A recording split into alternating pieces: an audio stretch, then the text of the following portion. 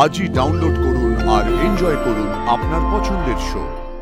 কতবার বলেছি কোয়েল একটা বাজে ফেস ছিল, ওর হাত থেকে মুক্তি পেয়েছিস, এবার সিমিকে বিয়ে করে নে।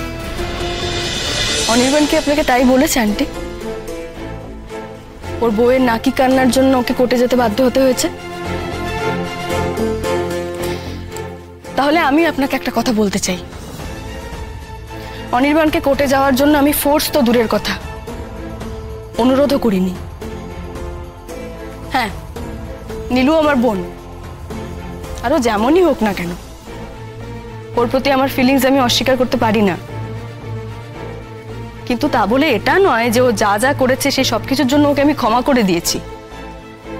ও অনির্বাণের সঙ্গে যা যা করেছে সে সবকিছু ভুলে গেছি। আর এই ক্ষতটা উস্কে দিতে চাইনি বলেই কিন্তু একদিনের জন্য আমি ওকে আমার সঙ্গে কোর্টে যেতে বলিনি। প্রথম দিনও ও নিজের ইচ্ছেতেই গেছে এবং আজকেও তাই, নিজের সিদ্ধান্তে। এতই যখন সবকিছু মনে রেখেছো, তখন ওই বদমাইশ মেয়েটার জন্য কোর্টে গিয়ে বসে থাকতে কেন, একটা কচি বাচ্চা বাড়িতে রেখে? একবার মনে হয়নি তোমার এতে অনেক ট্রমা হচ্ছে, অনেক অপমানিত বোধ করছে? যদি সত্যি সেরকমটা হতো তাহলে অনির্বাণ আমাকে ডিরেক্ট বলতো আন্টি।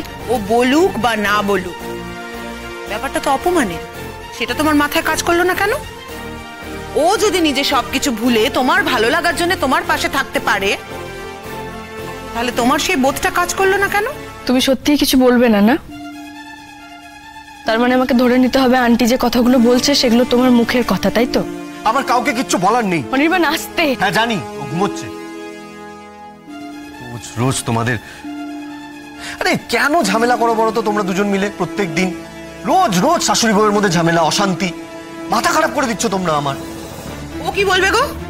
ও কি বলবে? ওকে বলার জায়গা রেখেছো তুমি? তোমার জন্য, জানো তো, তোমার জন্য আমার ছেলেটা রোজ রোজ এত অশান্তিতে ভোগে। এই কথাটা আমি ওর মুখ থেকে শুনতে চাই। আরে আমি আর কিচ্ছু বলতে পারবো না। তুমি আমাকে বলবে, মা আমাকে বলবে, আমি মাঝখানে পিসি, কি কথা? আর মা শোনো, আমি কিন্তু অ্যাডাল্ট, ম্যাচিওর, বাচ্চা নই আমি। তুমি যাও তো, নিজের ঘরে যাও। আমাকে কেউ জোর করে কিচ্ছু করাতে পারবে না, যা করার আমি নিজে ভেবে চিন্তে সিদ্ধান্ত নিয়ে করি। হ্যাঁ, সেটা বোঝাও প্লিজ তোমার মাকে, নয়তো উনি ভাবছেন আমার বোনের ট্রায়ালে বোধহয় আমি তোমাকে বাধ্য করেছি যেতে। আমি কতবার বলেছি কোয়েল একটা বাজে ফেস ছিল, ওর হাত থেকে মুক্তি পেয়েছিস, এবার সিমিকে বিয়ে করে নে। কি ভালো মানায় তোদের দুজনকে, ক্লাস বলো, শিক্ষা বলো, যোগ্যতা বলো, সব আছে, করে নে বিয়েটা। না, আমার কথা কে শোনে? ওর কপালে শনি নাচারি ছিল।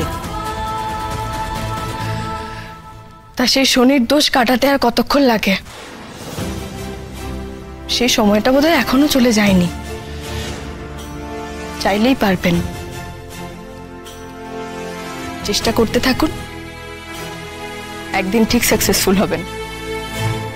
এনাফ এনাফ, প্লিজ এবার তোমরা দুজন একটু চুপ করবে?